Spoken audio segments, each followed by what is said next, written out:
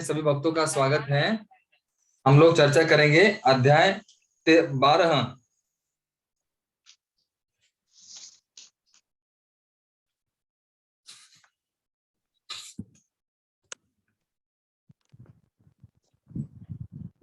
So this is, I would like maybe to also some recapitulation from yesterday's class. I would like to say to recapitulate from yesterday's class. तो हम लोग कल की कक्षा के बारे में कुछ सारांश जानने का प्रयास करेंगे, एक सिंहावलोकन। तो कृपया आप भक्त लोग बताइए सारांश। यस महाराज। हाँ, तो संकीर्तन अवतार प्रभु यस अनम्यूट करके बोलिए। Unmute yourself and speak. बोलिए। हरे कृष्णा दंडवत महाराज। हरे कृष्णा दंडवत प्रभु जी। Last time we have discussed about techniques of hearing and remembering. Hearing means Shravanam. One who do Shravanam who becomes purified. Even Chaitanya Mahaprabhu said Shravanam is very important because it cleanses an impurity in our heart. By serving the Mahatma, one gets the ability of Shravanam. We have also seen in Garuda Puran the example of snake bitten by snake bite to a man. He becomes unconscious. In same way, the Maya, when Maya bites the man, he becomes unconscious in bhakti. We have also. Prabhuji, let others speak something, Prabhuji, some points. Okay, Prabhuji. Hare Krishna. Hare Krishna. Yes, Shitlangi Mataji. Please. Yes, then Hare Krishna Pranam. Then later on we discuss the Shravanam is 3 types, that is Naam, Roop and Leela. And then opportunity to engage in devotional service, it discussed the Lord, means having the Lord's mercy. Then we saw the part remembrance and meditation. In meditation we discussed about Naam Dhyan, Roop Dhyan, Leela Dhyan and Seva Dhyan. And how the Manas Puja and its importance. And if you are physically unable to do, then we also saw the example of Brahman. Then in chapter 11, we saw servitorship means serving, that is Dasyam, Sakhyam and Atma Nivedanam. And then servitorship means to do what Lord wants and not what we want. Then later on, it's of 2 types, that is Karma Arpanam and Seva Arpanam. And then in Nadya Puran also it is said that servitorship is transcendental. It is said that person who is constantly engaged in devotional service by his body, mind and words, or even a person who is not practically engaged but is simply desiring to do so, is considered to be liberated. Then later on we saw the devotional service in friendship. It consists of 2 parts, to act as a confidential servant and to act as a well-wisher of the Lord. Then we later on discussed how Sharanagati is more important than Atma Nivedanam, and then different principles of surrender like offering favorite articles, performing all endeavors for Krishna and being a surrendered soul. And at last, finally, serving Tulsi is very important, and the importance of Tulsi and the 9 ways for serving Tulsi Maharani. Yes, Mataji. Thank you, Mataji. Thank you so much. धन्यवाद Mataji. They will be discussing chapter 12 and 13, so begin with 12 first. Further aspect of transcendental service. तो आज हम अध्याय 12 और 13 अध्याय लेंगे। 12वां अध्याय है दिव्य सेवा के अन्य अंग।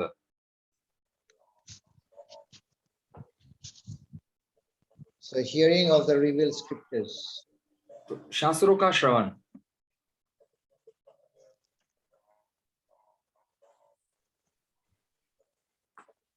So all Srila Prabhupada books telling us the same message.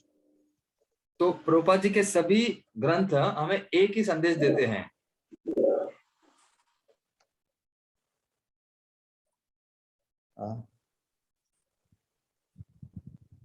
So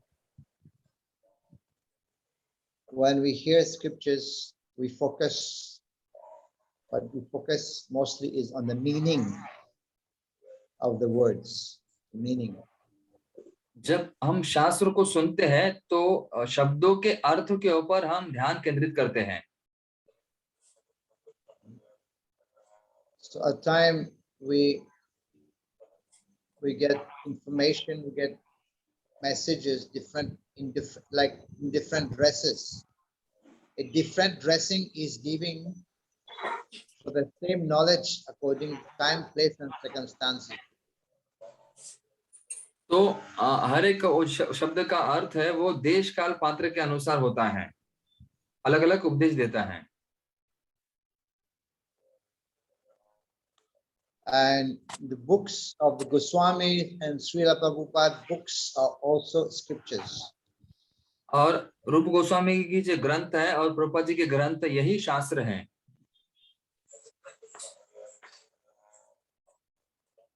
I said are also scriptures. हाँ, वो भी शास्त्र है. क्षमा कीजिए, मैं वो भी also. Do you remember the first offense we mentioned? It is offensive to blaspheme the Vedic literatures or literatures in pursuance of Vedic version. तो हम जो चौथा अपराध करते, हम देखते हैं कि शास्त्रों का उल्लंघन करना और कर्मकांड के समान समझना.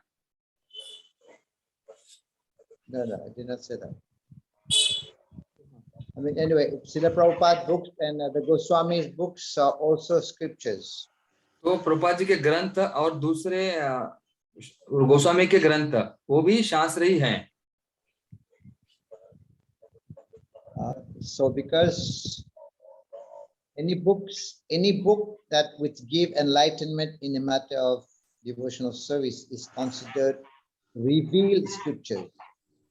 तो जो भी ग्रंथ है या किताब है वो अगर आध्यात्मिक जानकारी हमें जागरूक कराता है तो वो भी रिवील मतलब जागरूक साक्षात्कार जागरूक ग्रंथ माने जाते हैं.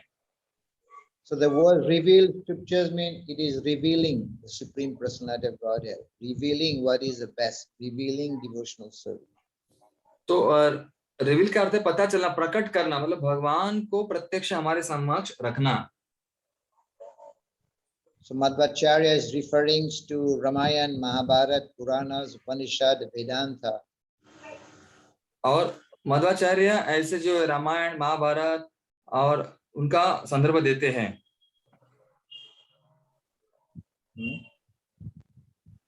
And those who always read the Vedic scriptures, they are always glorious in human society. जो भी hमेशा वैदिक शास्त्र पढ़ते हैं वो हमेशा उनका गुणगान होता है, गौरव उनका गाया जाता है, पूजनीय होता है. And not only that, even if by keeping these literatures at home, it creates so much auspiciousness at home. और अगर उस शास्त्र को हम अगर रखते भी हैं हमारे साथ तो भी ये बहुत महत्वपूर्ण होता है. So, and Narad Muni says, somebody said to Narad Muni that even if somebody keep the literatures at home, and it means that Narayan is also residing at home. तो नारद मुनि के प्रति एक कथन है कि अगर कोई वैष्णव साहित्य अपने घर में उनको रखता है तो उसके घर में सदैव भगवान नारायण का वास होता है. And we have seen in our society many people have become devotees by reading Srimad Bhagavatam, because there is no difference between Bhagavatam and the Lord. तो हम हमारे समाज में देखते हैं, भक्तों समाज में, कि कई सारे भक्त जो है, कई सारे जो लोग हैं वो भक्त बनते हैं केवल ग्रंथों को रखने से ही. कितने बहुत सारे उदाहरण हैं. Sometimes it happens somebody buy the books, keep it at home, doesn't read. Some other person pick the book and read it, and he becomes devotee.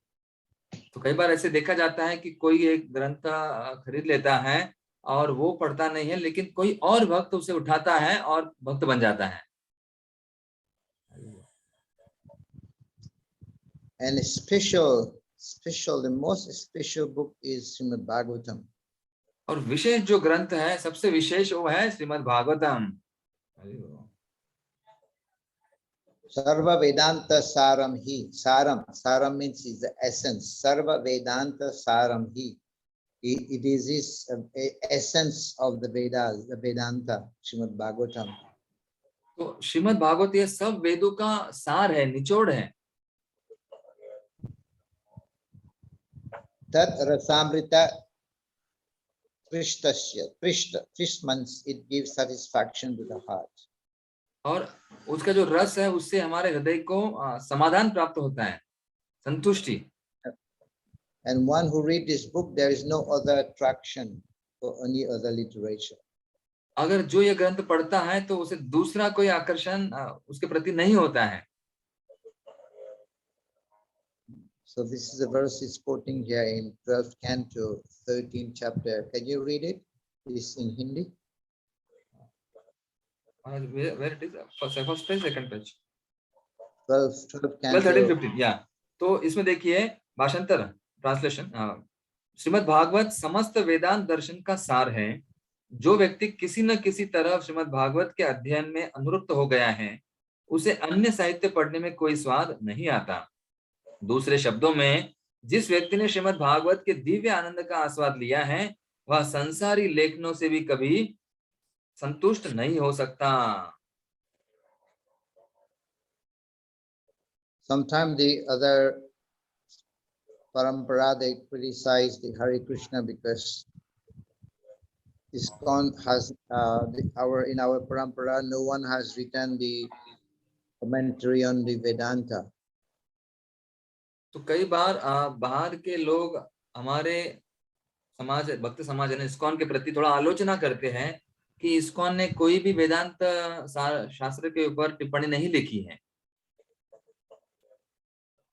But why? Because Srimad Bhagavatam is considered to be the natural commentary of the Vedanta. लेकिन क्यों? श्रीमद् भागवतम तो वेदांत सूत्र के ऊपर स्वाभाविक आवृत्ति है। So this is a verse here this is a proof that Srimad Bhagavatam is the essence of all Vedanta philosophy. So this is the verse here mentioned. तो इस श्लोक में हम देखते हैं, ये संदर्भ देती है और उसका ये जो भी है पुरावा, मतलब जो एविडेंस है, जो साक्ष्य है कि श्रीमद् भागवतम ही सब वेदांत का सार है, वेदांत सूत्र का सार है, वेदांत का सार है। But still, one of the acharya, he wrote Baladi Vidyabhushan because people were asking, so he wrote this Govinda Bhashya. तो एक आचार्य कहते हैं कि हमें भाष्य लिखने का आवश्यकता है, जरूरी है। So he wrote the Govinda Bhashya. Baladi Vidyabhushan wrote the Govinda Bhashya. तो बलदेव विद्याभूषण जी, उन्होंने गोविंद भाष्य लिखा। So and then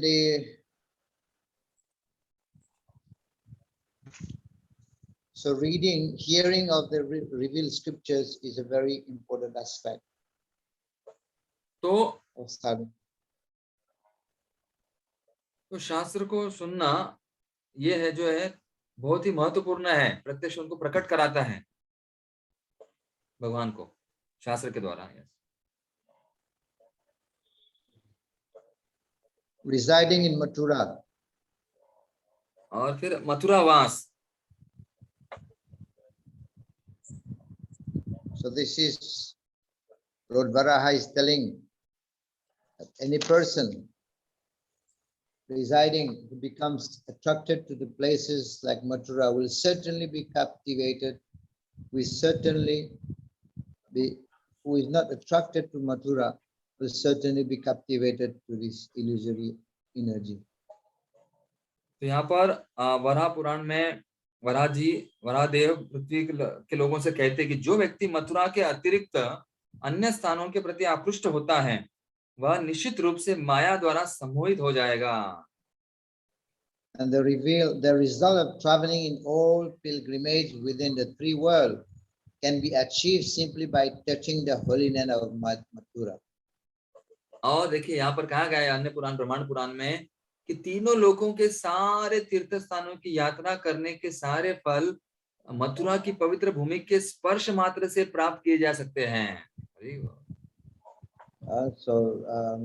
He said simply by hearing, remembering, glorifying, desiring, touching Mathura, one can achieve all desires.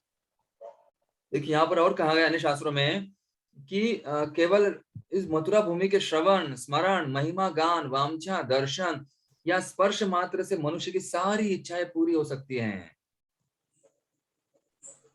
And we understand from the nectar instruction that Mathura is higher than Vaikuntha.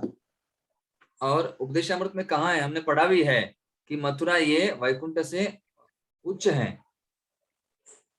Why is Mathura higher than Vaikuntha? Because in Mathura the Lord was born. तो मथुरा ये उच्च क्यों है? क्योंकि भगवान वहां रहते हैं। Because in Vaikuntha it is served with awe and reverence, but in Mathura there is a mixture of emotion. तो जिससे वैकुंठ में आदर सम्मान आदरातिथ्य होता है, लेकिन यहाँ मथुरा में भगवान के जो भावनाएं हैं उनका जो मिश्र प्रभाव होता है, क्योंकि भगवान का जन्म यहाँ हुआ है। So in Varaha Puran also there is a statement that praising the quarters of Mathura. Yes, Maharaj, I'm not able to hear. In Varaha Puran, a statement that is praising the residential quarters of Mathura. हाँ, तो वराह पुराण में एक वाक्य आता है जो मथुरा वासियों का वर्णन करते हैं, उनका गुणगान गौरव गाते हैं। There is also rendering service to the devotees. और फिर आगे भी आता है आगे का मुद्दा कि भगवान के भक्तों की सेवा करना।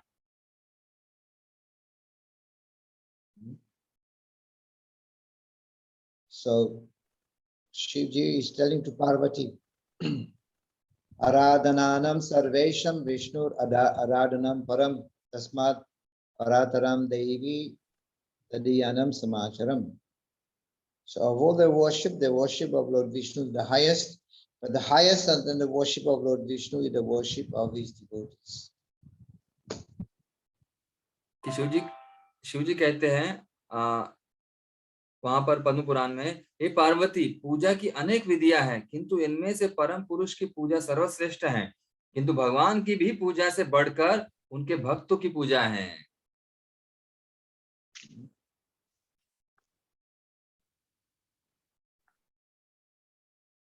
Mahaprabhu said, Vaishnav Seva Nam Sankirtan Duikara Shigra Pabe Shri Krishna Charan.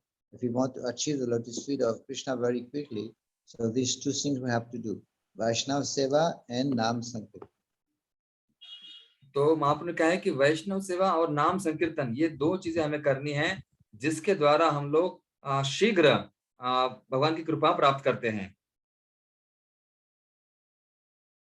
So this is a very, very important aspect in devotional service. तो ये भक्ति का ये अंग बहुत ही महत्वपूर्ण है। One time Sri Chaitanya Mahaprabhu became sick.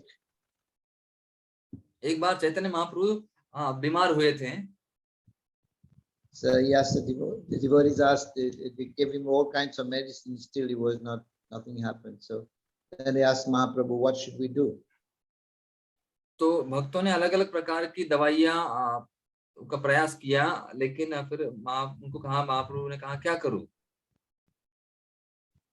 Mahaprabhu said, you go to Navadvip, meet all the Vaishnavas, the Brahmanas, wash their feet and bring that water, and I will drink that water. That's my medicine. तो महाप्रभु ने कहा कि आप नवदीप जाइए और वहां पे वैष्णव के चरण धोइए और चरणामृत जो है वो लेकर आइए। So Mahaprabhu has shown by example how by serving the Vaishnavas, devotees, that's very, very example. तो महाप्रभु ने अपने उदाहरण के द्वारा ये दिखाया, दर्शाया कि वैष्णव की सेवा करना कितना श्रेष्ठ है। So another point here that is mentioned in the third canto, 7th chapter, text 19. Can you read? Yes मा। तो देखिए वहां पर पेज नंबर 102 पे है, तीसरा पैराग्राफ, परिच्छेद। ऐसा कथन मिलता है श्रीमद् भागवत में 3:7-19 में, मैं भक्तों का निष्ठावान सेवक बनना चाहूंगा, क्योंकि इनकी सेवा करने से भगवान के चरण कमलों की अनन्य भक्ति प्राप्त की जा सकती है। भक्तों की सेवा समस्त भौतिक संतापों को कम करने वाली है और भगवान के प्रति गहन भक्ति प्रेम उत्पन्न करती है। So this is the result of, there's no doubt that one becomes free from sinful reaction after visiting the devotees, touching the devotees, giving the devotees a stay place.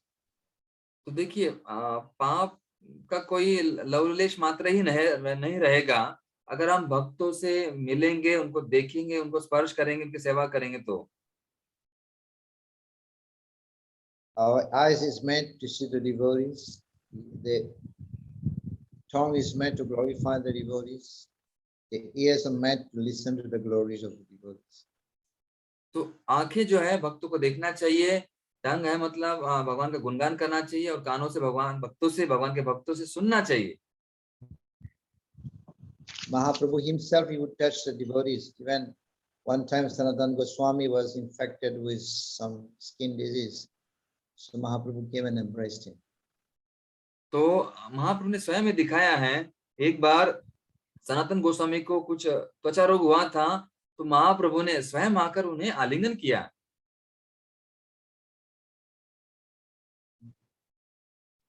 There was Govinda. Yes, Mahaprabhu was lying on the doorstep. He was sleeping, resting at the doorstep. And Govinda was massaging his feet. And he just massaged his feet. He just put a cloth and went inside. And then started massaging Mahaprabhu's feet. तो एक बार गोविंदा उस गंभीरा के कमरे में महाप्रभु के massage कर रहे थे, मालिश कर रहे थे महाप्रभु के चरणों को, और करते करते फिर एक बाजू में थे वो बाहर की ओर, फिर बाद में मसाज करते करते फिर वो अंदर की ओर गए। And then Mahaprabhu told him, now you should go and take prasadam. महाप्रभु ने कहा कि अभी आप जाकर प्रसाद ले लीजिए। And he did not go to take prasadam. He was lying there because he did not want to cross Chaitanya Mahaprabhu again. तो वो जा नहीं सके क्योंकि वो अंदर की ओर थे और चैतन्य महाप्रभु को लांघ नहीं पा रहे थे उनका शरीर को। And when Mahaprabhu after 45 minutes woke up and he saw that Govinda was still inside, and he said, I told you to go and take prasadam. Why are you still here? और फिर कुछ समय के पश्चात महाप्रभु ने गोविंद को कहा कि मैंने तुम्हें कहा था जाकर प्रसाद लीजिए, क्यों नहीं गए, आप यहीं पर हैं? My dear Lord, you are lying on the doorstep, so I could not cross you. तो मेरे प्यारे भगवान, आप दरवाजे की और वहां पर विश्राम कर रहे थे, तो मैं आपको नहीं लांघ सकता हूँ। But how did you come in? महाप्रभु ने पूछा तो आप अंदर कैसे आए, लेकिन आप तो बाहर थे। I have stepped over you by putting the cloth over you. तो मैंने आपके ऊपर कपड़ा रखकर आपको लांघ कर इस तरफ आया मैं। But you could have done the same thing to go out. तो महाप्रभु ने कहा तो आप वही उसी प्रकार से आप बाहर भी जा सकते हो। So Govinda said, no, I did that because of service. For the service I can do it, but for my own son gratification I cannot do it. तो गोविंद ने कहा कि नहीं, मैं अपने इंद्रिय तृप्ति के लिए नहीं कर सकता हूँ, मैंने आपकी सेवा के लिए वो किया है कि आपकी सेवा के लिए मैंने उल्लंघन किया, लेकिन खुद के इंद्रिय तृप्ति के लिए नहीं करना है। Very well. Yes. So, and it is said in Adi Puran also that my dear Partha, addressed to Arjuna, one who claims to be, Krishna is addressing to Arjuna, one who claims to be my devotee is not my devotee. One who says is a devotee of my devotee, he is my devotee. देखिए आखिरी परिचय 102 number कि हे पार्थ, जो अपने को मेरा भक्त बताता है वह मेरा भक्त नहीं है, जो अपने को मेरे भक्त का भक्त बतलाता है असल में वही मेरा भक्त है। ये भगवान कृष्ण अर्जुन को कहते हैं। Das Das Anudas, servant of the servant of the servant of the devotees. तो हमें दास दास दासानुदास बनना है, सेवकों का सेवकों का सेवकों का सेवक। So we should accept the service of the devotees, render service unto him. और हमें भक्तों की सेवा स्वीकारनी चाहिए, उनको सेवा करनी चाहिए। So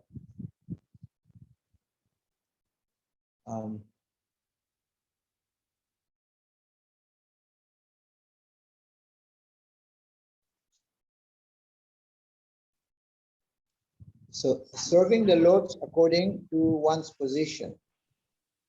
तो अभी अगला मुद्दा है अपने पद के अनुसार भगवान की सेवा करना। Performing ceremonies for the Lord according to one's financial position. तो अपने आर्थिक स्थिति के अनुसार ही भगवान के विभिन्न उत्सवों में सेवा करना है। Every devotee should contribute, of course, to the festival of the Lord her according व्यक्ति to को one's position. हर व्यक्ति को चाहिए कि भगवान के विभिन्न उत्सवों एवं समारोहों को अवश्य मनाएं। Kulavecha Sridhar, he was worshipping the Lord, Shalagram Shila, and he was selling banana leaves and cups, and 50% of his income he would use in the service of the Lord. तो कोलाविचा श्रीधर जो है शालिग्राम शिला की सेवा करते थे और वो केले के पत्ते और केले के जो दोने हैं वो बेचते थे। Mahaprabhu teased him. We would go to him and said, "How much is selling these bananas?" तो And he said, "So much." तो महाप्रभु उनको चिढ़ाते थे कि आप कितने रुपए में ये केले के जो चीजें हैं बेचते हैं। He said, "So much." Mahaprabhu said, "This is too expensive. I cannot." और वो अल्प मूल्य में बेचते थे, लेकिन महाप्रभु कहते नहीं नहीं बहुत ज्यादा ले रहे हो आप, इतना कमाते हो। And he told Mahaprabhu, "If you don't like it, you can go somewhere else. Why you're teasing me?" और वो कहते थे कि अगर आपको नहीं अच्छा लगता है तो आप जाकर किसी और दुकान में जाइए, मुझे क्यों चिढ़ाते हो। Mahaprabhu said, "No, no, I want to buy from you here." तो महाप्रभु कहते नहीं नहीं मुझे आपसे ही खरीदना है, यही से लेना है। And Mahaprabhu said, "You are making such a big treasure, big wealth out of this selling. Do you think I don't know? I know. I will reveal it to the whole world how much wealth you have."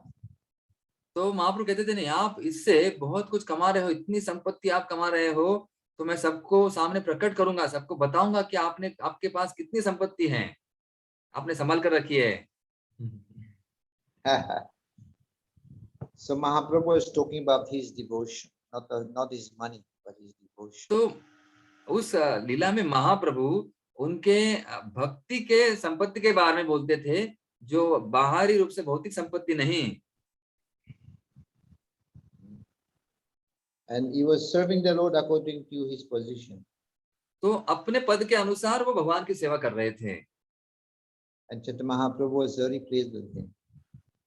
और महाप्रभु उनके से प्रसन्न हुए हैं।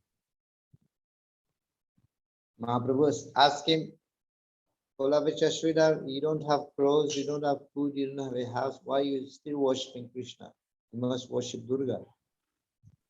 तो महाप्रभु उनको कहते थे आपके पास कपड़े नहीं है, कुछ चीजें नहीं है, तो आप कृष्ण की पूजा क्यों करते हो? दुर्गा की पूजा करनी चाहिए आपको।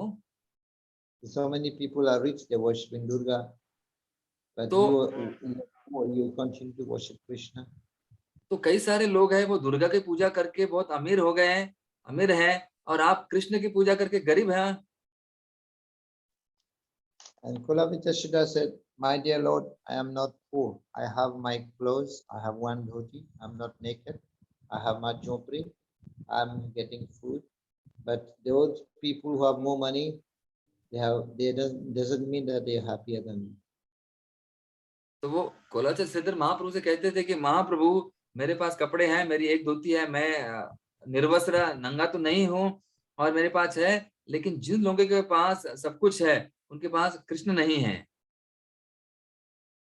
It doesn't mean that they are happier than me. हाँ, और इसका अर्थ ये नहीं कि वो मुझसे प्रसन्न है या मुझसे खुश है या बहुत अधिक सुखी है। So this is the Padma Puran explained that one should perform ceremonies according to one's financial position. और यही पद्म पुराण में कहा गया है कि अपने आर्थिक स्थिति के अनुसार ही उत्सवों को संपन्न करें। Everyone should do, either in temple or at home, should celebrate. या मंदिर में कर सकते हो या अपने घर में आप उत्सव मना सकते हो। Performing devotional service in Kartik. और कार्तिक में भक्तिमय करना, भक्ति कार्य करना। So it's called Urja Vrata, Urja Vrat. और कार्तिक को ऊर्जा व्रत कहा जाता है। This is the month of Srimati Radharani and it is called the Damodar months. ये राधा रानी का महीना है और इसे दामोदर महीना कहा जाता है। So one should do devotional service during this Kartik months. तो इस कार्तिक महीने में हमें भक्तिमय सेवा करना जरूरी है। This is very auspicious among all the months, as many festivals, Gopashtami, Govardhan Puja, Diwali, Prabhupada, disappearance, Bahulashtami. तो कई सारे जो उत्सव है, गोपाष्टमी, बहुलाष्टमी, प्रभात, तिरुवादिन, ये से कई सारे उत्सव इस महीने में आते हैं। महत्वपूर्ण महीना है। And so the devotees, they only want to attain pure devotional service unto the Lord. भक्तों को केवल भगवान की शुद्ध भक्ति ही चाहिए होती है। Varam deva moksham na moksham vadimba na chanyam rineham varisharapiya. I don't want anything, no liberation, no divine liberation afforded by the 9 processes of bhakti. What does he want? The form of Balagopal manifest in his heart of Vrindavan.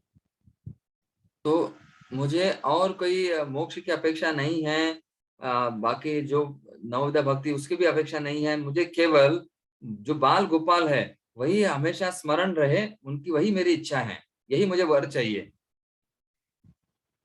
So Krishna explained that although he explained so many types of yogas, but at the end he said, you can understand me only through bhakti yoga. So this month of Kartik is the evidence. All what we do is performing of devotional service. तो भगवान कृष्ण कहते हैं कि कार्तिक महीना जो ये सबूत है कि आपको भगवान की कृपा आसानी से प्राप्त हो सकती है इस महीने में। So this is observing festival, celebrating the Lord's activities. तो भक्ति पूर्वक अर्चा विग्रह की सेवा कार्य करना। So can you read that one Bhavishya Puran? Yes, okay. हाँ, तो आगे पिछले वाला, भगवान के लीला संबंधी उत्सवों को मनाना।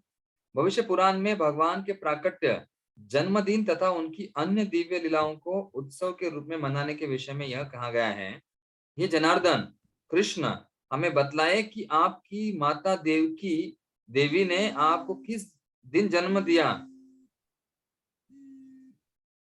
और यदि आप हमें यह बतला दे तो हम उस तिथि को महोत्सव मनाएं। हे केशी के संहारक केशव, हम आपके चरण कमलों पर पूर्ण रूपेण शरणागत हैं और हम उत्सव के द्वारा अपने आप को केवल प्रसन्न करना चाहते हैं। So observing, celebrating the festival is mother of devotion. Madhava Tithi Bhakti Janani Jatana Palana Kori. It's our devotion. तो बहुत भगवान के ये उत्सवों को मनाना, ये इससे भक्ति उत्पन्न होती है, ये भक्ति की जननी है। So this is why we have observed all the celebration with utmost precautions. तो हम इतने सावधानी से इतने उत्सव क्यों मनाते हैं? क्योंकि ये कहा गया है माधव तिथि भक्ति जननी, उससे जन्म भक्ति उत्पन्न होती है, उत्सव प्रिया। And when we celebrate festival activities, we also get engaged. Senses get engaged, mind gets engaged. और tongue is जब engaged. इस उत्सव को हम मनाते हैं, त्योहारों को, तो उससे हमारा मन व्यस्त हो जाता है, हमारे इंद्रियों को सेवा मिलती है, इंद्रिय व्यस्त हो जाते हैं उस भक्तिमय कार्यों में। So sadhana bhakti again, serving the deity with great devotion. Should read this Adi Puran. Yes, तो अत्यधिक भक्ति पूर्वक अर्चा विग्रह की सेवा करना। अगला मुद्दा 104 पान नंबर, हिंदी भक्तिरत्न सिंधु। आदि पुराण में कहा गया है कि जो व्यक्ति भगवान के पवित्र नाम का निरंतर कीर्तन करता है और जो भक्ति में तल्लीन रहकर दिव्य आनंद का अनुभव करता है, उसे केवल मुक्ति कभी नहीं दी जाती, अपितु भक्ति की सुविधाएं प्रदान की जाती हैं। So this is from the Adi Puran, explained about this deity, serving the deity with great devotion.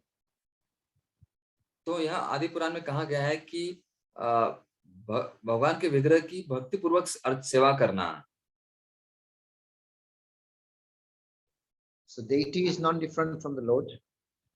तो जो विग्रह है, अर्चा विग्रह भगवान के, भगवान से भिन्न नहीं है। The proof is that when we worship the deity, we can become purified. So it's not anymore stone. If it is stone, we will not be purified. If it is just stone, we will not be attracted. और इसका प्रमाण यही है कि वो विग्रह भगवान से अलग नहीं है या भगवान विग्रह से अलग नहीं है। अगर ऐसे अलग होते तो हम उनके प्रति आकर्षित नहीं होते।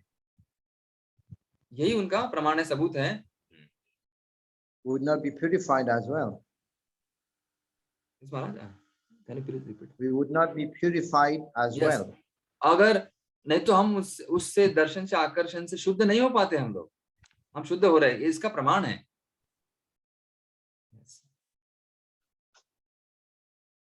And this one is the recitation of Srimad Bhagavatam among the devotees. और ये भी श्रीमद् भागवतम में इसमें उसका उद्धृत किया गया है। So Srimad Bhagavatam is what enable us to connect with Bhagavan through Sravanam and Kirtanam. तो श्रीमद् भागवत हमें बताता है कि हमारे लिए क्या अच्छा है, क्या नहीं, क्या हमारे लिए सक्षम है, हम कैसे कर पाए, वो बताता है। So Prabhupada is mentioning that Srimad Bhagavatam is considered to be the ripened fruit of this desire fulfilling tree of the Vedas. तो श्रीमद् भागवतम ये वेदों की जो हमारी इच्छा है, मतलब ऐसा वृक्ष है जो हमारी इच्छा पूरी करता है, कल्प वृक्ष के समान। So, for example, a tree is honored by the production of its fruits. तो एक वृक्ष के हम सम्मान कैसे करते हैं? क्योंकि उनका अगर फल के द्वारा, फल को समझने से। For example, a mango tree is considered very valuable because it produces the kinds of the king of all fruits, a mango. तो उदाहरणार्थ एक आम के वृक्ष का महत्व क्यों बढ़ता है? क्योंकि उसे आम लगते हैं, इसलिए फल से उसका महत्व बढ़ता है। So why it is called the ripe? Because the Vedas is the ripe. Vedas is the desired tree, but a tree, most important part of the tree is a fruit, the ripened fruits. तो उसे सही अच्छा क्यों मानते हैं? क्योंकि वेदा को मानते हैं, वेद को मानते हैं, क्योंकि वेदा का फल प्राप्त होता है। तो श्रीमद् भागवत में फल है। Because the Vedas, one may see the Lord and one may not see the Lord in the Vedas. किंतु वेद से कोई व्यक्ति भगवान को देख सकता है या भगवान को देख नहीं भी सकता है। So the Vedas is a tree, but when the mango appears, that is the ripened fruit. So when the Bhagavatam appears, that is the ripened fruit. from the Vedas. तो वेद एक वृक्ष का समान है, लेकिन उसका अगर कोई फल प्राप्त होता है, अगर पका हुआ फल प्राप्त होता है, तो उसका जो फल है वो फल पका हुआ है, वही भागवतम है। Rasam Alayam. It's called the Rasam Alayam. Why is Bhagavatam the Rasam Alayam? तो उसे हम कहते हैं रसम आलयम। रसम आलयम क्यों कर कहते हैं? Which is drunk even after liberation. One continue to drink this rasam. क्योंकि ये जो रस है ये मुक्ति प्राप्त होने के बाद भी कोई पी सकता है, इसलिए वो रसम आलयम कहा गया है, रसम Aalayam. So another meaning for Rasamalayam, because what is that Rasamalayam? Also because Bhagavatam, why it is Rasamalayam? Because Bhagavatam speaks about the glories of the devotees. तो भागवतम ये दूसरा और उसका अर्थ कहते हैं रसमालयम का, कि भागवतम ये जो है इसमें जो गुणगान किया है भक्तों के बारे में गुणगान किया है, इसलिए वो पी सकते हैं, हम लोग ज्यादा ले सकते हैं। If you see the story of Prahlad Maharaj, Nrsimhadev, in other Puranas, the focus is on Nrsimhadev. But in Bhagavatam, the focus is not on Nrsimhadev, the focus is on Prahlad Maharaj. तो देखिए, अगर अन्य पुराणों में अगर नरसिंह कथा आप देखेंगे सुनेंगे, तो वहां पर केवल नरसिंह देव के बारे में ही उनके ऊपर जोर दिया है, महत्व बताया है। लेकिन भागवतम में प्रहलाद महाराज के ऊपर महत्व बताया गया ज्यादा। अरे वाह। Even the story of Vitrashur and the fight between Vitrashur and Indra, in other Puranas, the focus is on Indra. But in Bhagavatam, focus is not on Indra. The focus, the glory is on Vitrashur. देखिए, और एक कथा है वृत्रासुर और इंद्र। तो अन्य पुराने में उस दोनों के युद्ध में इंद्र का ज्यादा महत्व दिया गया है, उनका गुणगान किया है। लेकिन भागवतम में वृत्रासुर का महत्व बताया गया है। अरे वाह। Even in the story of Bali Maharaj, the other Puranas, the focus is on Vamandev, but Bhagavatam, the focus is on Bali Maharaj. तो देखिए, बलि महाराज और वामन देव के आख्यान में भी अन्य पुराण में बलि महाराज वामन देव के ऊपर ज्यादा जोर दिया, महत्व बताया है। लेकिन भागवत में बलि महाराज का महत्व बताया है, उनके लिए ही वामन देव आए। So this is why Bhagavatam speaks about the glories of the devotees. Krishna's glories comes in 10th canto, but most of the other stories about the devotees' glories. तो भागवत में भक्तों का गुणगान है। भगवान कृष्ण के कथाएं लीला गुणगान तो केवल 10वें स्कंद में है, लेकिन अन्य स्कंदों में भक्तों का ही गुणगान है। So this is why Mahaprabhu recommended one should learn Bhagavatam from the mouths of self-realized person called Bhagavatam. तो इसीलिए महाप्रभु का कहना है कि भागवतम आत्म साक्षात्कारी भक्तों के मुख से ही सुनना चाहिए। There are two types of Bhagavat, the book Bhagavat and the book Bhagavat and the devotee Bhagavat. तो दो प्रकार के भागवत होते हैं, एक है भक्त भागवत और दूसरा है ग्रंथ Bhagavat.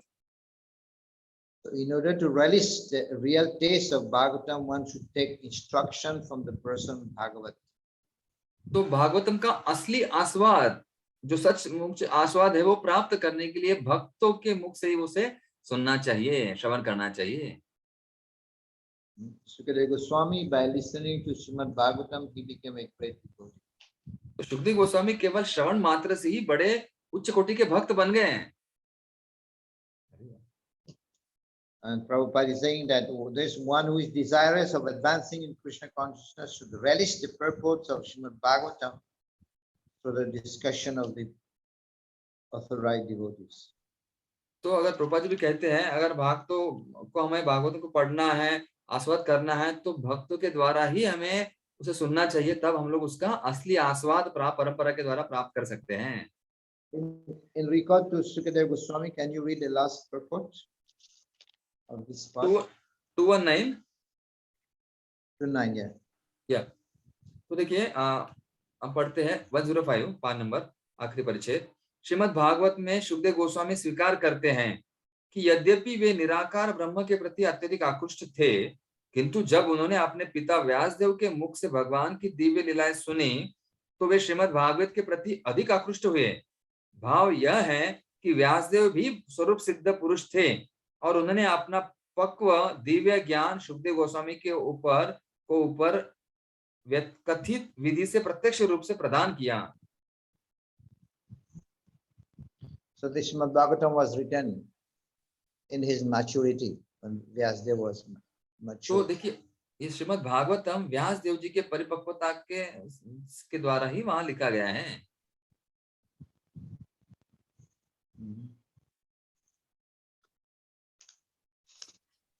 Kalo Nasta Drisha. So, and the Bhagavatam will give light enlightenment to those people whose vision has been destroyed.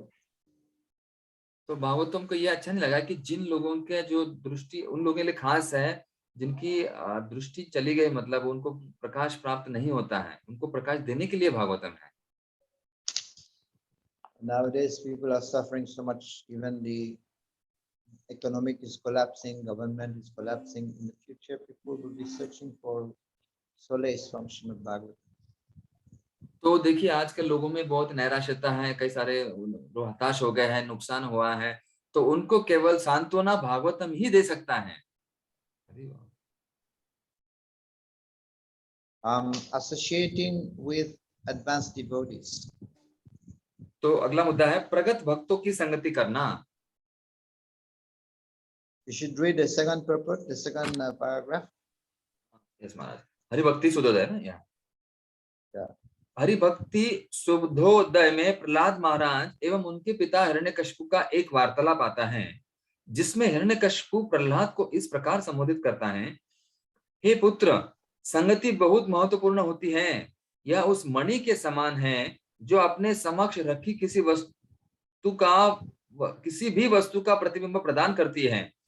इसी प्रकार यदि हम पुष्प जैसे भगवत भक्तों की संगति करते हैं तो हमारे हृदय स्वच्छ हैं, तो यहाँ भी वैसी ही घटना घटेगी। इस प्रसंग में जो दूसरा उदाहरण दिया गया है वह यह है कि यदि पुरुष वीर्यवान है और स्त्री रोगी नहीं है तो उनके सम्भोग से गर्भ धारणा होगी। इसी तरह यदि आध्यात्मिक ज्ञान का ग्राहक और उसका दाता दोनों निष्ठावान तथा प्रामाणिक है तो परिणाम उत्तम होंगे। Sadhu Sangha Sarva Shastra Lava Mata Sadhu Sangha Sarva Siddhi. So one will attain all perfection just by associating with devotees. तो भक्तों के संग के द्वारा हम लोग पूर्णत्व प्राप्त कर सकते हैं, ऐसे यहाँ बताया गया। So the last two one is chanting the holy name of the Lord. देखिए अगले दो में से है भगवान नाम का संकीर्तन करना। So one who become attached to the chanting of the holy name is understood to be attain the highest perfection stage. तो जो भगवान के नाम के प्रति आसक्त हो जाता है तो वो सबसे उच्च स्थिति को सिद्धावस्था प्राप्त कर सकता है। And Sukadeva Goswami has come to the conclusion that one has to especially stresses that it has to chant, come to the stage of chanting the holy name of the Lord with determination. तो सुखदेव गोस्वामी ने इस के ऊपर जोर दिया है कि एक भक्त को हरिनाम के प्रति उनको रुचि आसक्ति बढ़ाना ही है, उस स्तर पर आना ही है।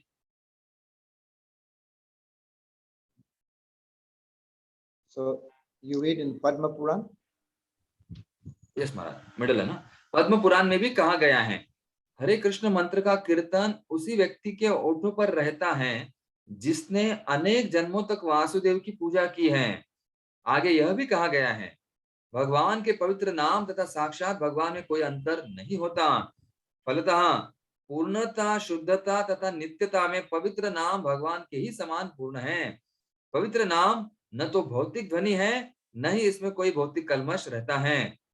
अतएव जो व्यक्ति अपने इंद्रियों को शुद्ध नहीं किए रहता, वह पवित्र नाम का निरपराध कीर्तन नहीं कर सकता।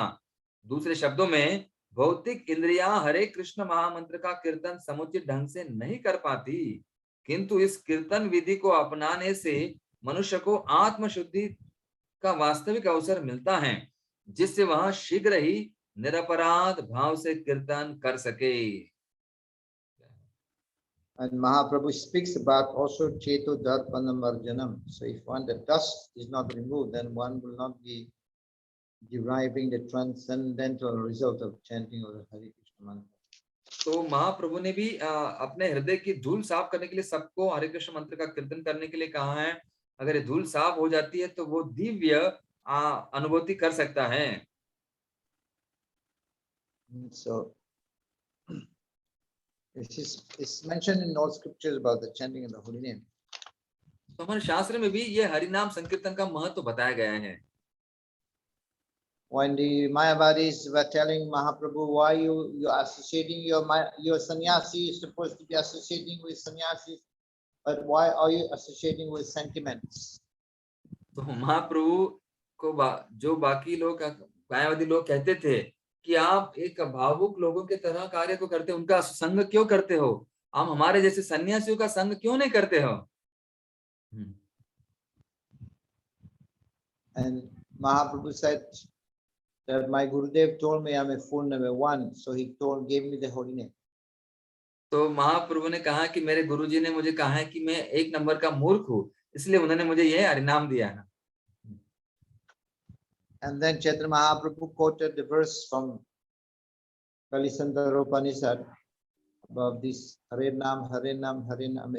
The Mahaprabhu asked the Mayavadi sannyasi, what is that verse? तो फिर चैतन्य महाप्रभु ने एक श्लोक को उद्धृत किया जो हरे नाम केवलम है, और उन मायावादी सन्यासियों को पूछा इसका अर्थ क्या है। They could not say. और They know the verse. They know the verse, but they could not say.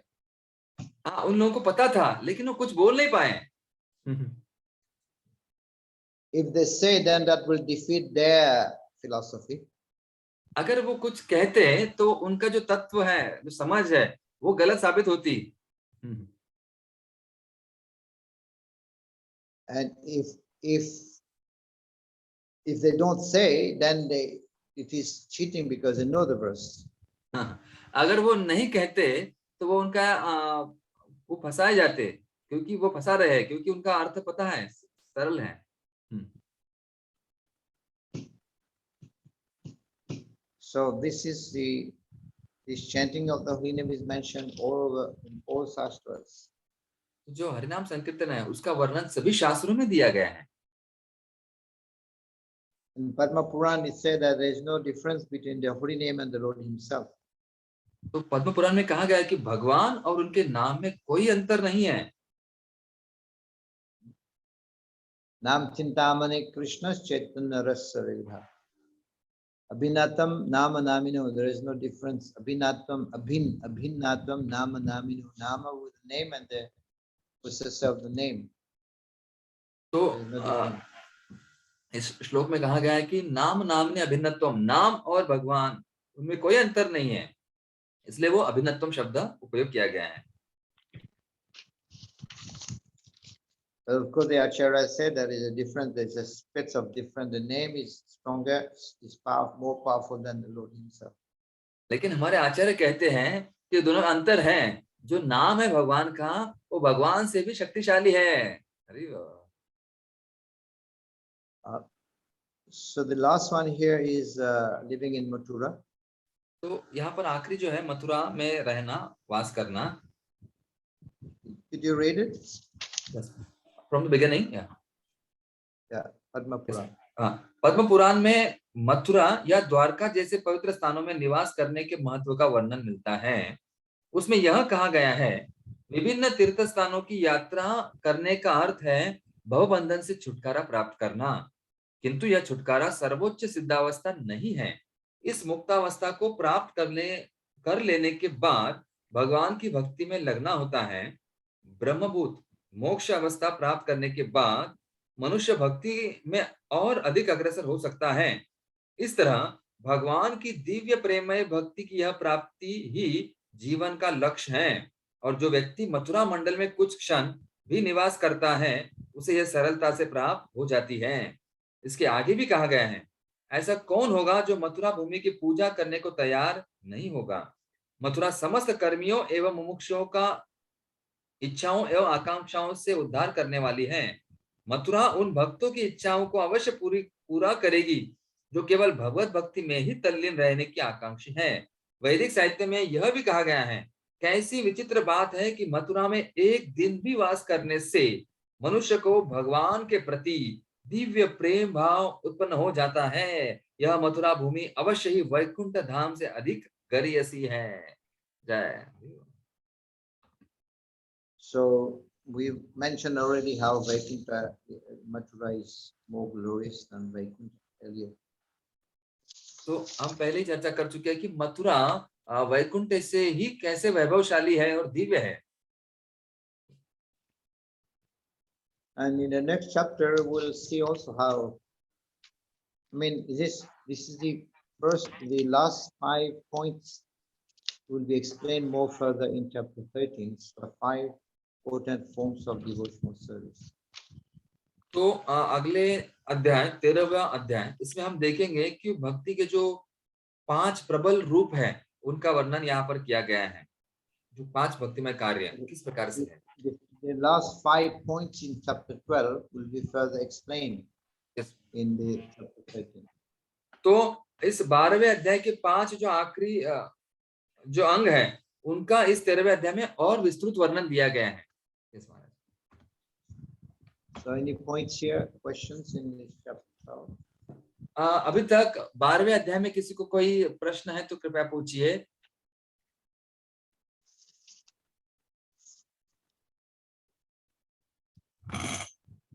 बारहवें अध्याय में कोई प्रश्न किसी को, कृपया हाथ ऊपर कीजिए।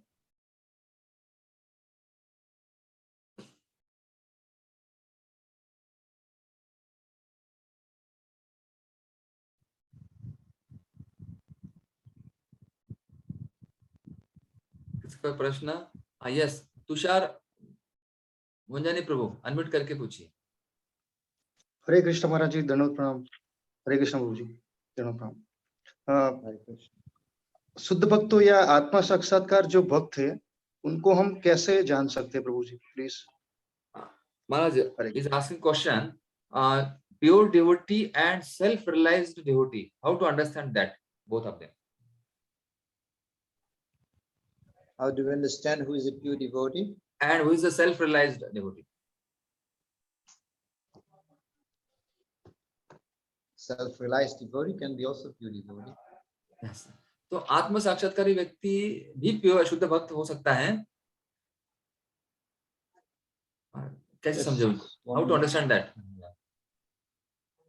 One who is not attached to this, one who is completely detached to this material enjoyment. तो भौतिक सुख से जो अनासक्त है उसे भी कहा जाता है आत्म साक्षात्कारी। So pure devotee is very attached to the service of the Lord. Is very attached to the chanting of the holy name. तो शुद्ध भक्त है, ये भगवान के नाम के प्रति या भगवान के सेवा के प्रति आसक्त होता है। And the self-realized, one who has completely realized the self. जो आत्म साक्षात्कार, तो आत्म साक्षात्कारी व्यक्ति है, उसे साक्षात्कार होता है आत्मा का कि मैं भगवान का दास हूँ, सेवक हूँ। It is said that how Narottam Das Thakur said, how do we understand that one has received mercy? हाँ, तो नरोत्तम दास ठाकुर कहते हैं कि हमारे पास कृपा हमें प्राप्त हुई, कैसे समझे? So by understanding that when somebody has given up all sense gratification, तो ये समझना कि अगर किसी ने सब इंद्रिय तृप्ति को त्याग दिया है, attachment to this world, इस भौतिक दुनिया की आसक्ति को त्याग दिया है, when tears is flowing from his eyes, yes माना? tears are flowing from his eyes. Yes, अगर उनके आंखों से अश्रु प्रवाहित हो रहे हैं। So this is Narottam Das Thakur explanation. How do you understand that one has received the mercy of the Lord? by तो ये once giving him all gratifications, enjoyments, and also when he's chanting, tears are flowing from his eyes. तो यही नरोत्तम दास ठाकुर की व्याख्या है कि अगर भगवान की कृपा किसी को प्राप्त हुई है तो भगवान के नाम के प्रति, भगवान के सेवा के प्रति और उनके आंखों से अश्रु आते हैं, ये गुण देखते हैं। जय हो। हरि बोल। One time, one person asked, one outside person asked the Prabhupada, how many pure devotees do you have in your movement? तो किसी बाहर के व्यक्ति ने प्रभुपाद से पूछा, स्वामी जी, प्रभुपाद जी, आपके संस्था में कितने शुद्ध भक्त हैं? Prabhupada said, you count how many devotees are there in ISKCON? That many we have. हाँ, तो प्रभुपाद जी ने कहा, आप गिनिए कि ISKCON में कितने भक्त हैं, वो सब प्योर शुद्ध भक्त हैं। हरि बोल। Of course, we have also the Kanishta Adhikari, Madhyama Adhikari, and then Uttama Adhikari. हाँ, विशेषतः हमारे पास कनिष्ठ भक्त भी है, मध्यम भक्त भी है, उत्तम भक्त भी है, अधिकारी भक्त भी है। And we have read from Inacta instructions about who are the Uttama Adhikaris. और हमने ये उपदेशामृत में पढ़ा भी है, कौन उत्तम अधिकारी है, कौन मध्यम, कौन कनिष्ठ है। So just like the mango is green, then mango becomes half ripened, and then the mango becomes fully ripened. जैसे कोई आम है, शुरुआत में हरा होता है, फिर थोड़ा सा आधा पीला होता है, हरा पीला, और बाद में पक जाता है, लाल हो जाता है, इसलिए पकना है हमें। So this is, we can understand the different devotees by their different actions and behavior. तो हम ये अलग अलग विभिन्न भक्तों से उनके कार्य और उनके बर्ताव से जान सकते हैं। One Mahaprabhu was saying to the devotees, you go back to Navadvip and serve the Vaishnavas. So one devotee asked, who are the Vaishnavas? Mahaprabhu said, one who chant Hare Krishna first, he's a Vaishnava. तो महाप्रभु ने कुछ भक्तों को आदेश दिया, आप नवदीप जाइए और वैष्णव की सेवा कीजिए।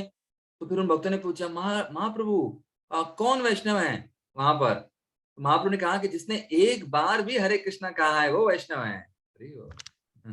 And second year he asked, serve the Vaishnavas again, and the devotees asked, who are the Vaishnavas? Mahaprabhu said, one who constantly chant Hare Krishna, he is a Vaishnava. और दूसरे वर्ष भी उन्होंने, उन भक्तों ने प्रश्न पूछा, महाप्रभु महाप्रभु ने आप पूछा, तो उन्होंने महाप्रभु से पूछा, तो महाप्रभु ने कहा वैष्णव की सेवा करो। उन्होंने कहा महाप्रभु वैष्णव कौन है? तो महाप्रभु ने कहा कि जो सतत नाम लेता है। And third year, they also the same question. Mahaprabhu told them, please serve the Vaishnavas. They asked the same question, who are the Vaishnavas? Mahaprabhu said, just by seeing him, you aspire to chant Hare Krishna. He's a great one. He's a Vaishnava. तो तीसरे वर्ष भी उन भक्तों ने फिर से प्रश्न पूछा, तो महाप्रभु ने सरल उत्तर दिया कि वैष्णव कौन है कि जिनको देख के ही हरे कृष्ण या भगवान का नाम उच्चारण हो जाता है, वही सबसे वैष्णव है। So Mahaprabhu has given 3 different answers. That means that speaks about Kanishta, Madhyama, and Uttama. तो महाप्रभु ने तीनों समय अलग अलग 3 व्याख्याएं दी हैं। उसका अर्थ वही है कि तीनों व्याख्या है, कनिष्ठ, मध्यम और उत्तम अधिकारी। So we can understand the devotees by their different activities, behavior. तो हम भक्तों के अलग अलग उनके कार्य और बर्ताव, व्यवहार, उससे हम लोग ये समझ सकते हैं, सीख सकते हैं। So I feel that you have more question, right? Yes, Maharaj. 3 more questions are there. Yeah. तो महाराज, ओके, वन प्रश्न इन, सॉरी, माता जी आहिरे, माता जी पूछिए, प्रश्न संचय का प्रश्न मत पूछिए। हरे कृष्ण, दंडवत प्रणाम प्रभु जी। मेरा प्रश्न है, इसमें अभी भक्ति के अंग में मथुरावास डबल बोला आपने, 2 नंबर पे भी और लास्ट नंबर पे भी, इसका थोड़ा सा डिफरेंस क्लियरली बता दीजिए ना। यस महाराज, धन्यवाद। अच्छा प्रश्न। तो Maharaj, here Mathuravas is mentioned 2 times, so why it is so? Yeah. At the end also and at the beginning also. And Maharaj, related So to this, one more question in the chat box, that why then Vrindavan is focused more? Because Mathura Vas is mentioned, why not Vrindavan? That was in chat box, Maharaj. Both have connection. yeah, so Madhu, because it's explained, this is in connection with the 5 potent forms of devotional service. The verse goes like that. It goes like Sadhu Sangha, Nam Kirtan, Bhagavat Shravan, Mathura Vas. This is how the verse. So Mathura Vas, that is Vrindavan. तो इसमें जो श्लोक उद्धृत किया महाराज ने कि जैसे साधु संग भगवत श्रवण, उसमें मथुरावास आता है, तो श्लोक के अनुसार उसमें मथुरावास दिया गया है और ये 5 भक्ति के बहुत ही शक्तिशाली अंग है. So this is about the holy dham. Vrindavan also can be mentioned like that. तो ये भगवान के पवित्र धाम के बारे में दिया है, तो उसमें वृंदावन भी होता है. Yes. So as we know that ISKCON also provides the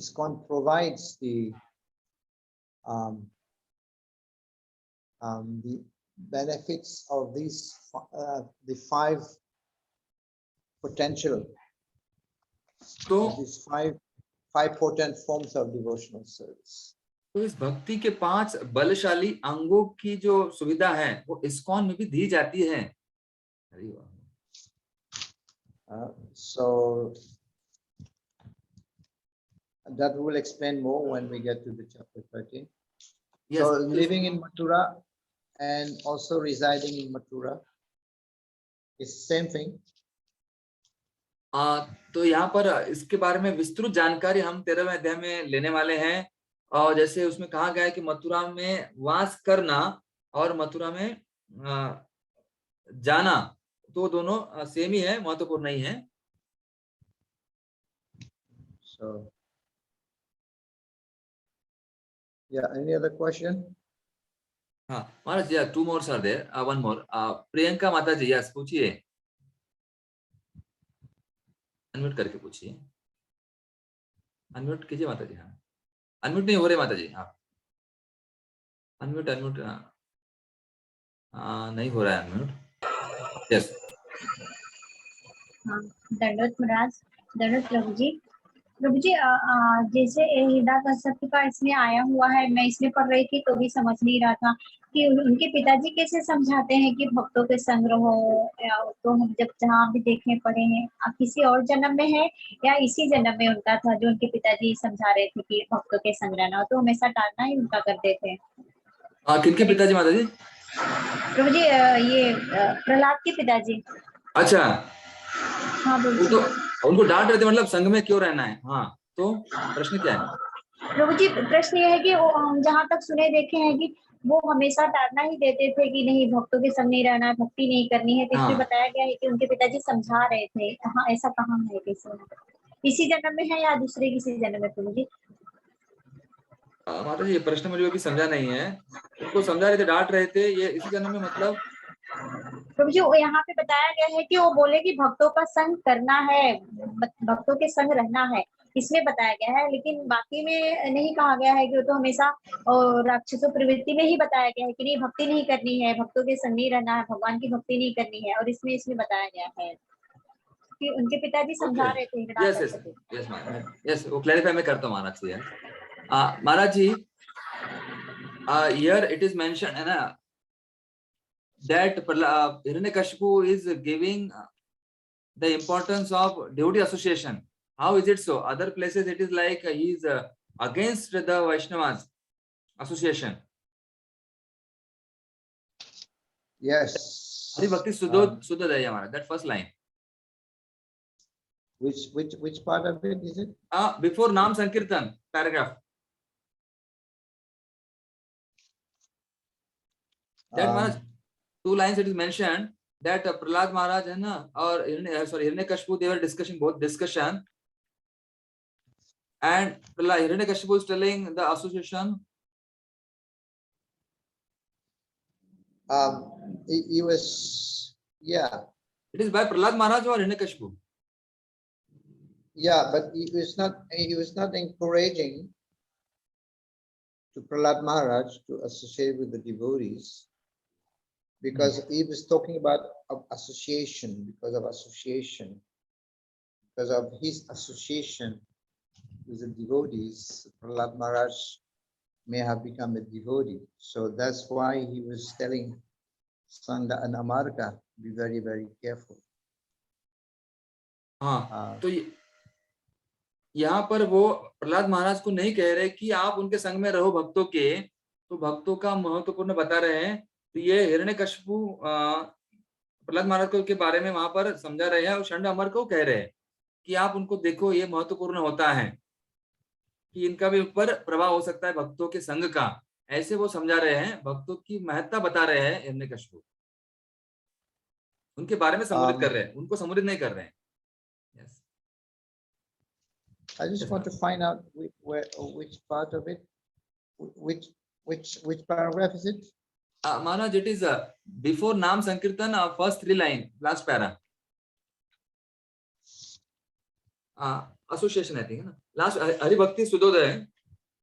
Okay, there is connection between Prahlad Maharaj and his father Krishna, in which others Prahlad in his way, my dear son, association is very important. Yeah. That's the stone which will reflect anything which Yes. before it. So yes, but similarly, if we associate with a flower like devotee, this is Prabhupada's explanation. तो हाँ, यहाँ पर Prabhupada ji, before that is Hiranyakashipu.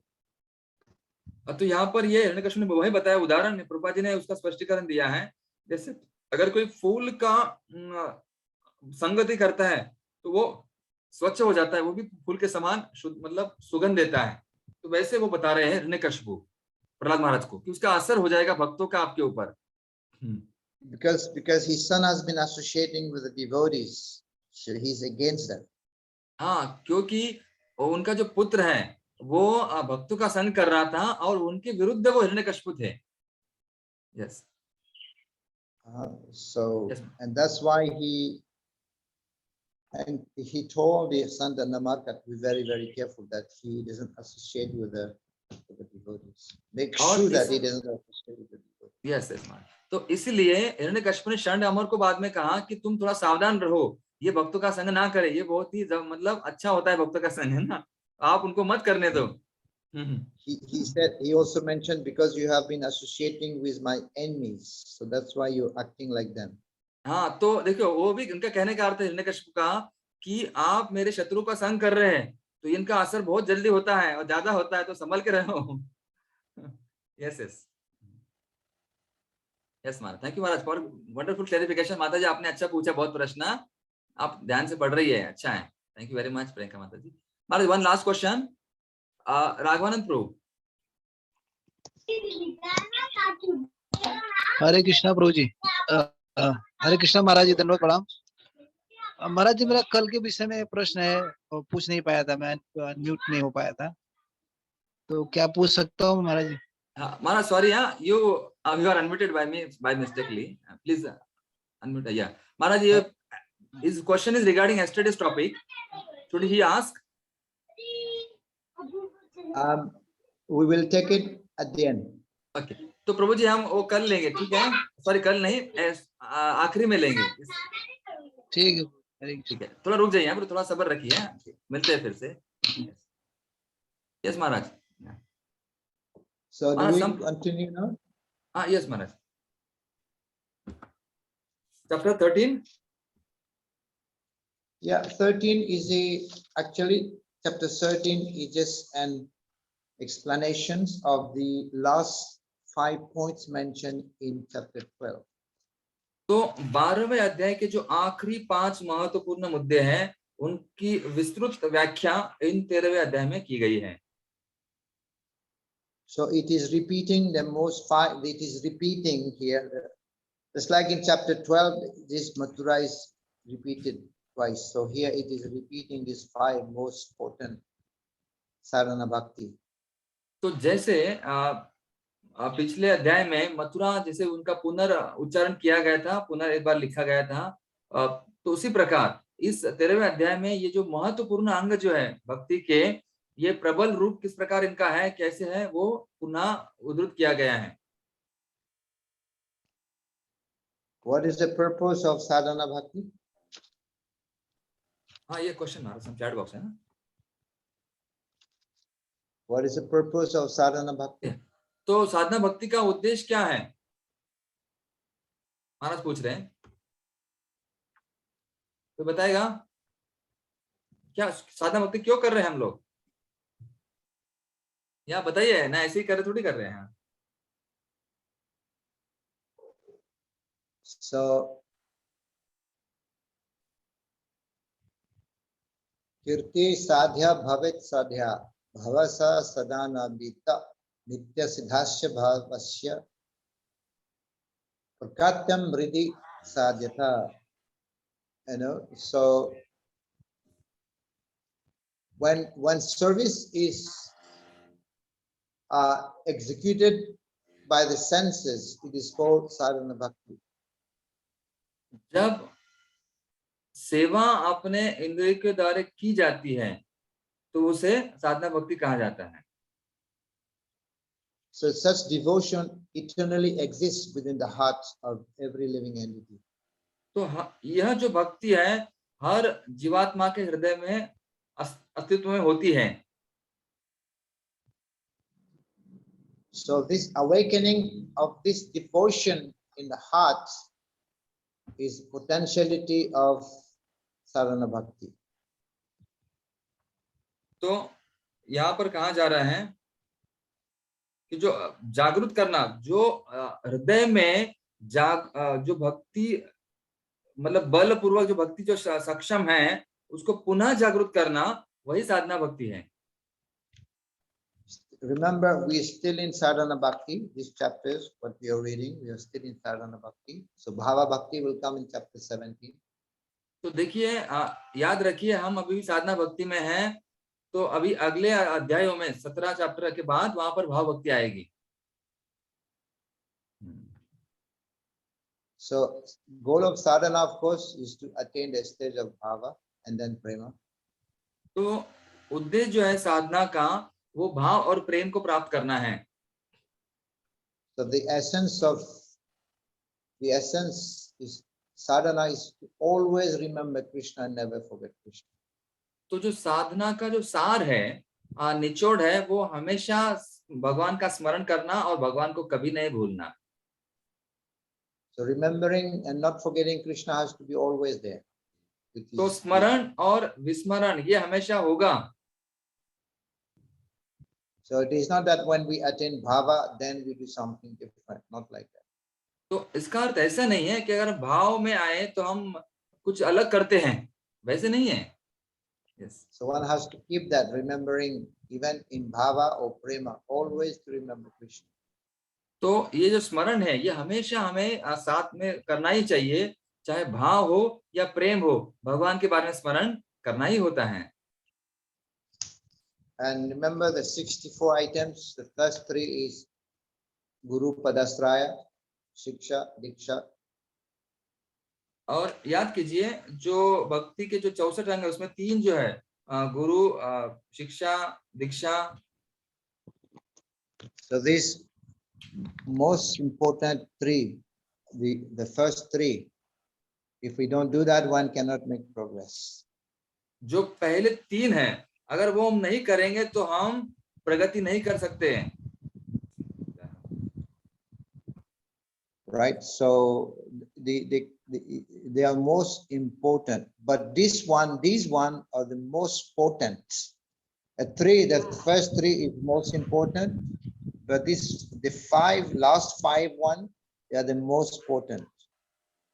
तो देखिए जो पहले 3 जो है वो इम्पोर्टेंट मतलब महत्वपूर्ण है, जो हमने पढ़े हैं ना 3 जो 64 में से है वो महत्वपूर्ण है, लेकिन यहाँ जो 5 है ये बलपूर्ण है, इसमें बहुत शक्ति है, शक्तिपूर्ण है। समझ गए, वो महत्वपूर्ण, ये शक्तिपूर्ण है।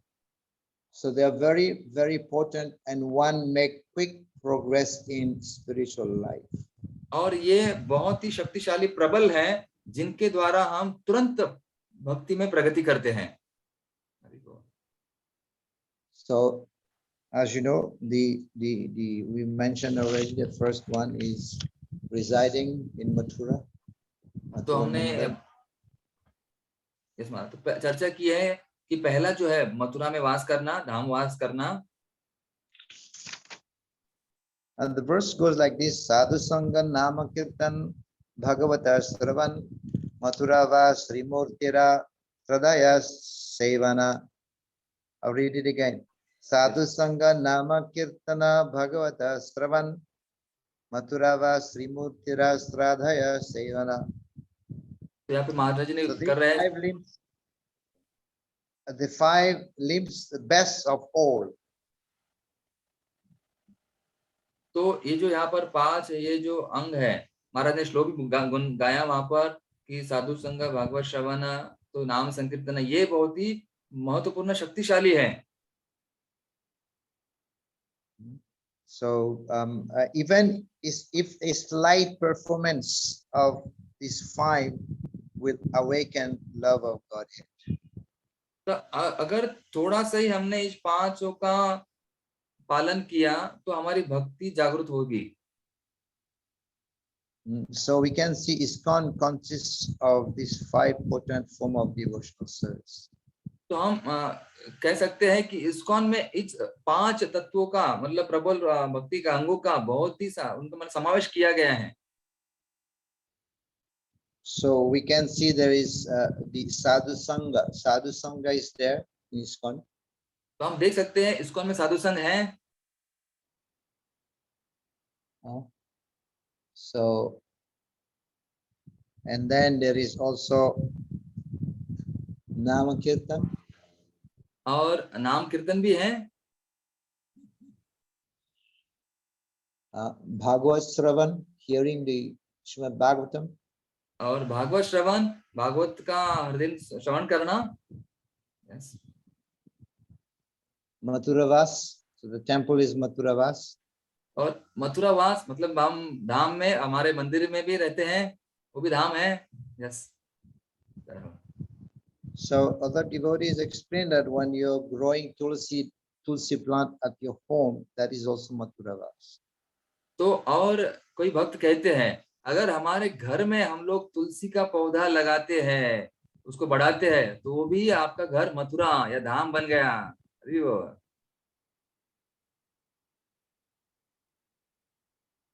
Gaur-Krishnadas Babaji Maharaj gave instruction to Bhaktisiddhanta Maharaj. तो गौर कृष्णदास बाबा जी महाराज उन्होंने भक्ति सिद्धांत महाराज को आदेश दिया, Do not make disciple. शिष्य मत बनाओ. Do not go to Calcutta. Calcutta मत जाओ. Do not touch money. और पैसे संपत्ति पैसा को स्पर्श मत करो.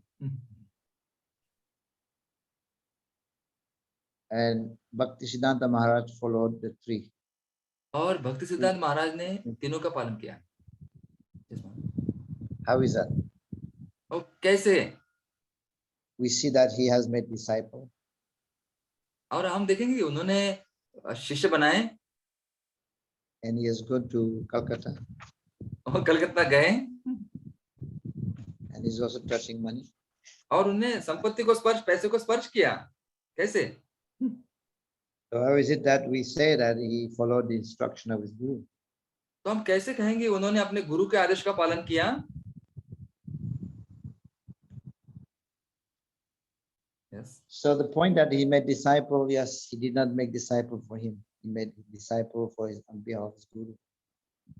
तो उन्होंने खुद के लिए नहीं, गुरु के प्रतिनिधि के द्वारा, उन गुरु के मतलब उनके अनुसार ही उन्होंने शिष्य बनाए उनके लिए. So although he went to Calcutta, but because he was preaching Krishna consciousness, he was surrounded by devotees, by deities, by Tulsi. And that became Mathuravas. तो फिर भी अगर वो कलकत्ता गए तो भी उन्होंने तुलसी और भगवान की विग्रह स्थापना के लिए ही गए, तो मतलब ये धाम ही लेके गए, वो धाम में गए. So he was not in Calcutta, he was in the holy Dham. तो कलकत्ता में नहीं थे, वो धाम में थे. And money that he has touched, not for him. और जो पैसा है उन्होंने जो इसको स्पर्श किया वो उनके लिए नहीं। So Rupa Goswami says by connecting everything with Krishna, then this is proper renunciation. If we disconnect everything that belongs to Krishna, disconnected, that's not proper renunciation. It is not complete renunciation. तो ध्रुव गोस्वामी कहते हैं कि जिनका भी भगवान से संबंध है वो अच्छा है, और जिनका भगवान से संबंध नहीं है, कृष्णा से संबंध नहीं है, वो ठीक नहीं है। Could you read the second paragraph? Yes Maharaj. Rup Goswami या Yeah. तो दूसरा पैराग्राफ 13वां अध्याय। श्रील रूप गोस्वामी ने भगवान या अर्चा विग्रह की पूजा के विषय में जो श्लोक लिखा है उसका अर्थ निम्नलिखित है। हे मित्र, यदि आपको अब भी इस भौतिक जगत में अपने मित्रों की संगति का आनंद उठाने की इच्छा है तो आप केशी घाट, वृंदावन में स्नान घाट के तट पर खड़े कृष्ण के स्वरूप को मत देखना। वे गोविंद कहलाते हैं और उनकी आंखें अत्यंत मोहक है। वे बांसुरी बजा रहे हैं और उनके सिर पर मोर पंख हैं। उनका सारा शरीर आकाश की चांदनी से प्रकाशित हो रहा है। So this is Murti Seva, right? तो ये है विग्रह सेवा, मूर्ति सेवा। And Rupa Goswami is giving more further example. If you want to be attached to this world, do not go to Kesighat to see that little boy, otherwise you will be finished. तो यहाँ पर रूप गोस्वामी कहते हैं अगर आप इस भौतिक जगत में आसक्त है मित्रों, परिवारों में, तो केशी घाट में मत जाओ। So this is attraction to the deities, worshipping the deities. तो यहाँ विग्रह की पूजा करना, विग्रह के प्रति आकर्षण ये बताता है।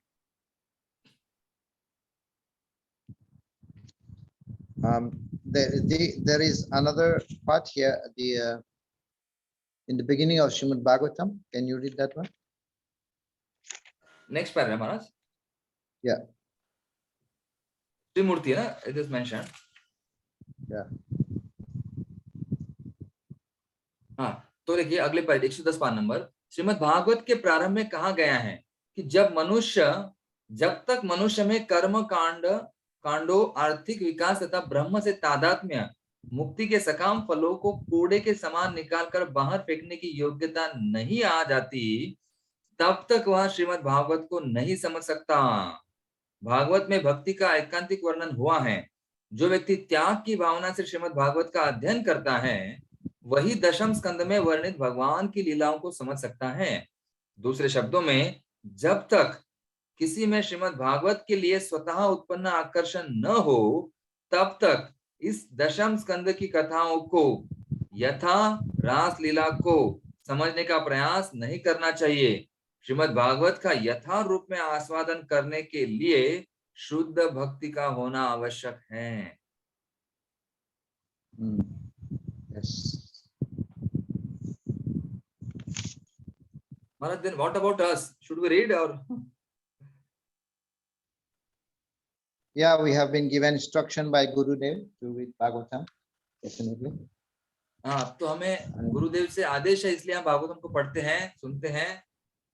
Of course, we have to start from beginning of Bhagavatam, Canto 1, 2, 3, 4, then we go to Canto 10. तो इसलिए हमें भागवतम शुरुआत से पढ़ना चाहिए। प्रथम स्कंद, द्वितीय, 2, 3, 4 इस प्रकार से आगे बढ़ना है। And Prabhupada has translated 10th canto before completing the other cantos for us. तो प्रभुपाद जी ने 10वें स्कंद का भी भाषांतर किया है बाकी स्कंद पूर्ण करने के पहले। So we understand them gradually by the guidance of Guru and devotees. तो भक्त और गुरु की मार्गदर्शन से ही हम लोग यहाँ इसमें आगे बढ़ सकते हैं। So yeah, there is the hearing process is mentioned. Similarly, there is a statement about hearing and chanting the Maha Mantra. It is said that saints have been able to hear the vibration of strings of Veena in the hands of Narada. is always singing the glories of the Lord. Now this same sound vibration has entered my ears, and I'm always feeling the presence of the Supreme Personality of Godhead. Gradually, I'm becoming bereft of the attachment for material enjoyment. Can you see that one? Yeah, this महामंत्र, yes, महाराज. तो 111 प्रथम paragraph. इसी प्रकार महामंत्र के श्रवण तथा कीर्तन के विषय में एक कथन है. कहा जाता है कि संतगण कृष्ण का निरंतर यशोगान करने वाले भक्त नारद के हाथ की वीणा के झंकृ तारों को सुन सके. अब वही ध्वनि मेरे कानों में प्रविष्ट हो चुकी है और मुझे परम पुरुष की उपस्थिति का निरंतर आभास हो रहा है. धीरे धीरे मैं समस्त भौतिक भोग के प्रति सारी आसक्ति से विहीन होता जा रहा हूँ. Yes, ma'am.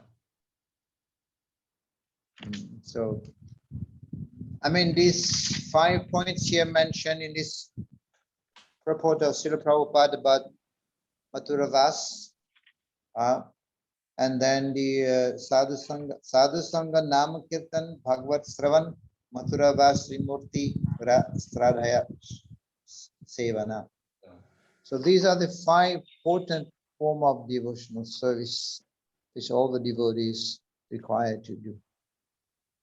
तो ये जो 5 बहुत ही प्रबल शक्तिपूर्ण भक्ति के जो अंग हैं, ये भक्तों को हमेशा इसका पालन करना चाहिए और ये उनके लिए आवश्यक है. Okay, so now you can ask a question. There was a question by one devotee. Yes, Maharaj. In chat box, some questions are there.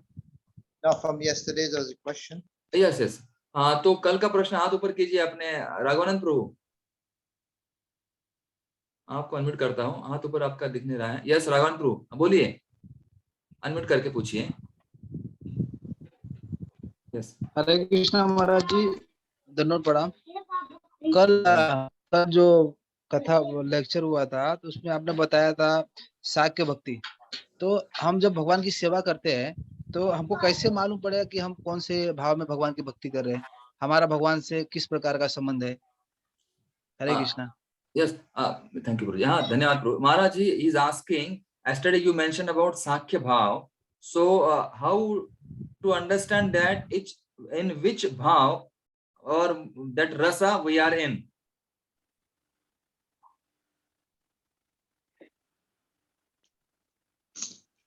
Okay. So in spiritual world, we all have our sarup, the serving Lord in our sarup, different bhava. तो आध्यात्मिक जगत में हम सभी का एक एक स्वरूप है और एक एक भाव में हम लोग सेवा करते हैं. So Mahaprabhu, the acharyas have recommended that we should perform sadhana bhakti, and our mood is dasya bhav, your servitorship. तो महाप्रभु और आचार्य ने कहा है कि हमें दास्य भाव में सेवा करनी चाहिए, वही हमारा भाव होना चाहिए. We have to perform sadhana bhakti, और हमें साधना भक्ति ही करनी चाहिए. and worshipping Radha Krishna in the mood of Lakshmi Narayan. और राधा कृष्ण की सेवा करनी है, पूजा करना है वो लक्ष्मी नारायण भाव में. And worshipping the Lord in one reverence. और भगवान की जो है सत्कार सम्मान उनके द्वारा ही सेवा, आदर सत्कार से ही सेवा करनी है. But yet in Chaitanya Charitamrita there is also how one can develop his eternal sarup. That's also mentioned. और चैतन्य चरितामृत में भी कहा गया है कि हमारा जो शाश्वत स्वरूप कैसे प्राप्त कर सके. Yes. Externally we should do our service. Internally one can develop. Slowly one can develop his eternal sarup. तो बाह्य रूप से हमें अपनी सेवाएं करनी चाहिए, लेकिन अंतर्गत धीरे धीरे हमारा शाश्वत स्वरूप जानने का प्रयास करना चाहिए. As it is mentioned in the construction, one should follow in the footsteps of the Vrishabhasa.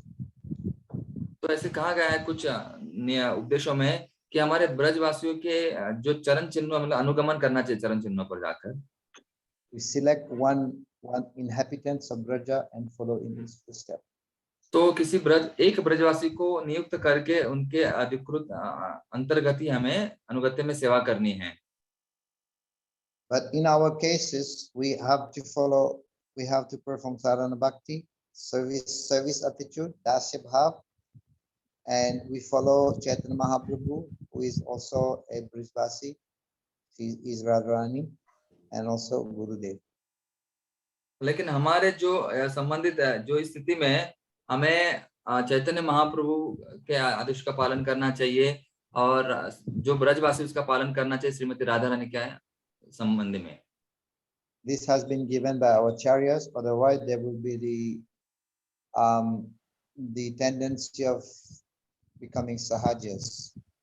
तो ये जो है हमारे आचार्य ने हमें बताया गया है, नहीं तो हमें सहजिया जो वृत्ति आ जाएगी। After Mahaprabhu left, many sanstha became different. There are 13 apasampradayas.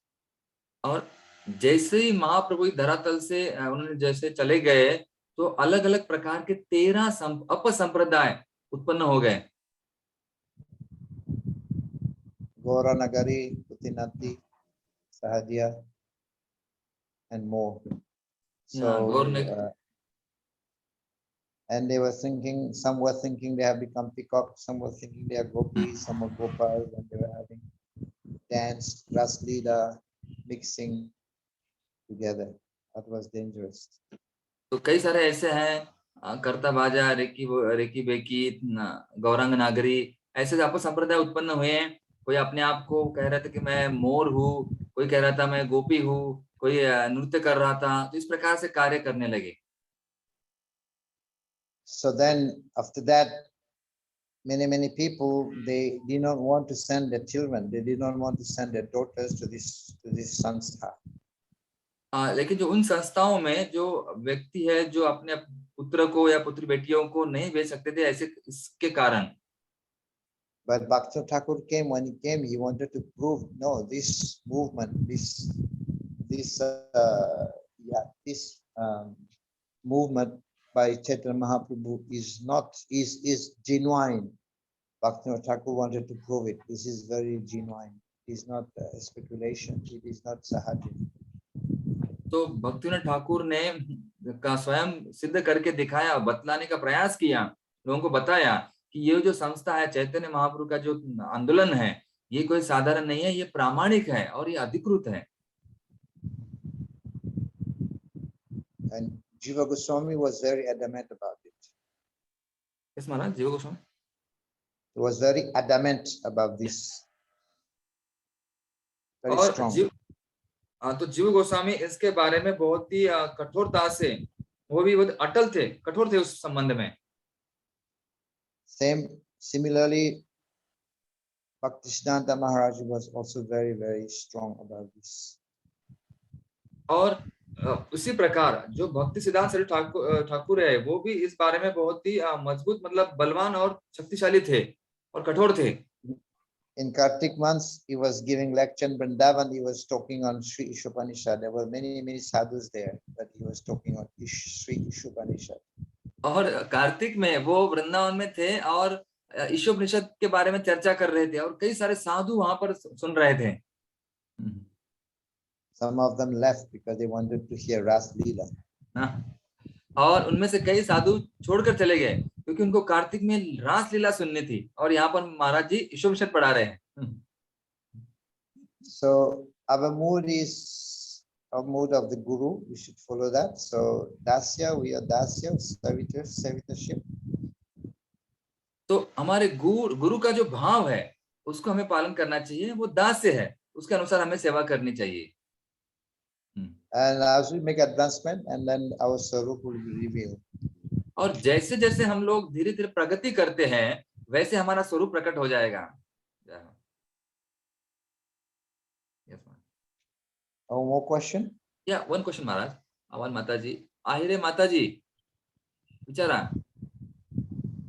हरे कृष्ण, दंडवत प्रणाम प्रभु जी। बोला विसरला काय? Yes. हा, रिमेंबर. Yes. आपण म्हणतो आपण दामोदर महिना सगळ्यात श्रेष्ठ म्हणतो भक्ती करण्यासाठी, वेगळ्या वेगळ्या कार्यासाठी. परंतु ऍक्च्युली गीतेमध्ये तर मार्गशीर्ष महिना सगळ्यात चांगला सांगितलेला आहे. तर त्याचं काय महत्व आहे आपल्याला? Yes. आता गीता संपली नाही का अजून? हा, चालेल. महाराज जी, या माताजी is asking, we give more stress on Damodar month, but in Bhagavad Gita, Masana Margashirshaham, this Margashish month is more stress. Why it is so?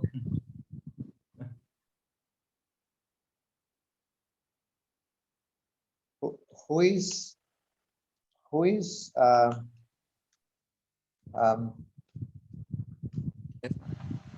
most famous, Krishna or Radharani?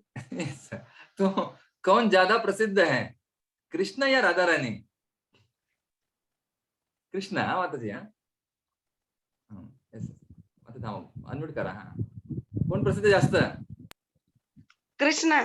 Krishna. Yes. Now who is more पण eternal शक्ती राधा राणी. Yes. बरोबर. मग आपण म्हणजे हा महिना मग राधा राणीचा कुठला मार्गशीर्ष तर कृष्णाचं म्हणलं सगळ्यात महान. मग आपण काय करतो त्या महिन्यात? आपण दामोदर महिन्यात जास्त म्हणतो ना. Yes. ठीक है माता. Yes Maharaj. Margashirsha is the month of Krishna. हाँ, तो मार्गशीर्ष ये कृष्ण का महीना है. So Kartik is Radharani's month because Kirtika,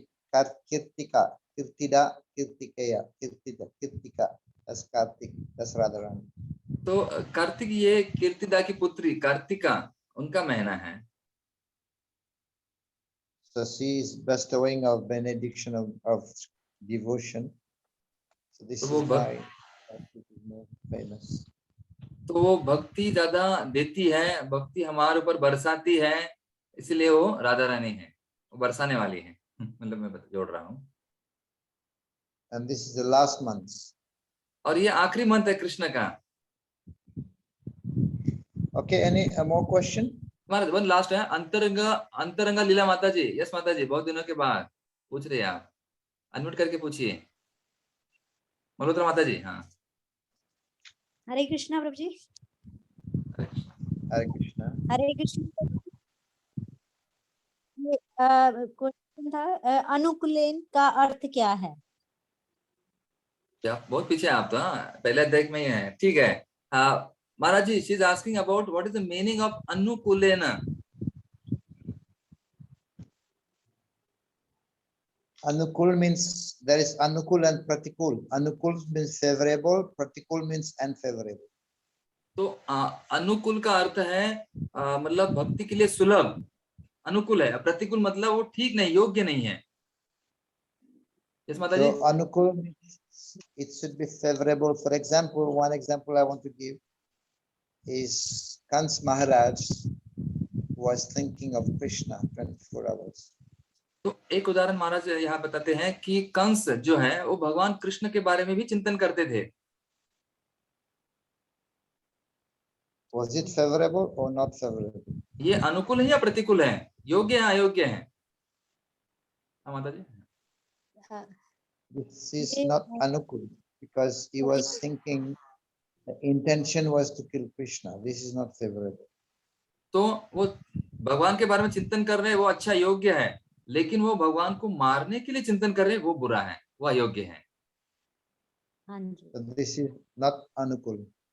ये अनुकूल नहीं है, योग्य नहीं. So bhakti means with that which is favorable with the intention please Krishna.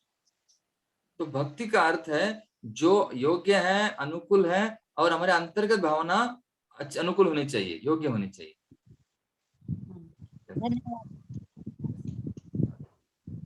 That clear?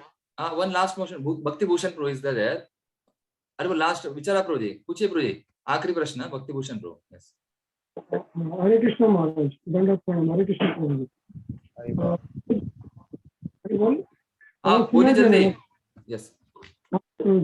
ये जो अर्चा विग्रह सेवा करते हैं मंदिर में, श्रृंगार सेवा, तो मैंने वो सुना नहीं था महाराज जी ने क्या बोला, मतलब वो कौन से बात पे करना चाहिए, वो एक प्रश्न था। दूसरा प्रश्न ये है कि अगर जो श्रृंगार सेवा जो हम करते हैं वो मतलब वो नियम के अनुसार करना चाहिए या हम भाव के अनुसार करना चाहिए, कैसे करते हैं? पहला प्रश्न क्या है प्रभु जी? पहला प्रश्न ये था कि हम किस भाव से करेंगे, तो मतलब कैसे करेंगे? Yes, yes. Maharaj is asking, you mentioned about deity worship. So, how and which mood we should do the deity worship? With the rules, regulation, or with the intention, the bhav?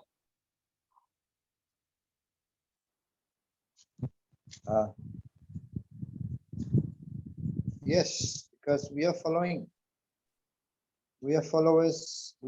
sadhana bhakti. So sadhana bhakti means we have to follow the rules, regulations. तो हम लोग अनुयायी हैं या अनुगमन करते हैं, तो इसलिए हमें वैदिक भक्ति का या साधना नियमों का पालन करना बहुत जरूरी है। And I've said already, the mood is dasya bhav, serving with one reverence. और पहले हम कह चुके हैं कि जो भाव होना चाहिए कि मैं एक दास भाव में सेवा कर रहा हूँ, उनको सम्मान और आदर युक्त। The Gopas, they're serving, the Gopas, they're on the level of Sakya Bhav. They can just make friend, they eat with Krishna, they climb on his back, but or Yashoda Maya would come with a stick just as Krishna. So we have never seen any pujari doing that to the Lord. जो गोपा हैं, यशोदा मैया हैं, वो भगवान को साख्य या वात्सल्य भाव में सेवा करते हैं, लेकिन हमने ऐसे नहीं देखा है कोई पुजारी ऐसे साख्य और वात्सल्य भाव में सेवा कर रहा है, हाथ रखकर भगवान को और मारकर शिक्षा करके। So the goal, I've said already, the goal of the sadhana, it will one day come to bhava and then prema. तो साधना का जो उद्देश्य है कि ये साधना करते करते एक दिन हम भाव और बाद में प्रेम को प्राप्त करेंगे, लेकिन वो शुरू रखना है। Perfect. Kriti sadhya bhavit sadhya bhavasa sadhana vitta nitta siddhasya bhavasya prakatam ridi sadhyata. So by executing our service with the senses, it is called sadhana bhakti. तो इंद्रियों के द्वारा भगवान की सेवा करना यही साधना भक्ति है। So then this devotion will be awakened. और तभी जो भक्ति तभी ये भक्ति जो है, ये भाव है, ये जागृत हो जाएगा। But also we have devotees performing Raganuga Bhakti. तो हम रागानुगा भक्ति भी करते हैं। So Raganuga Bhakti is very high. This is spontaneous. They are not told, but they're spontaneously serving the Lord with great devotion.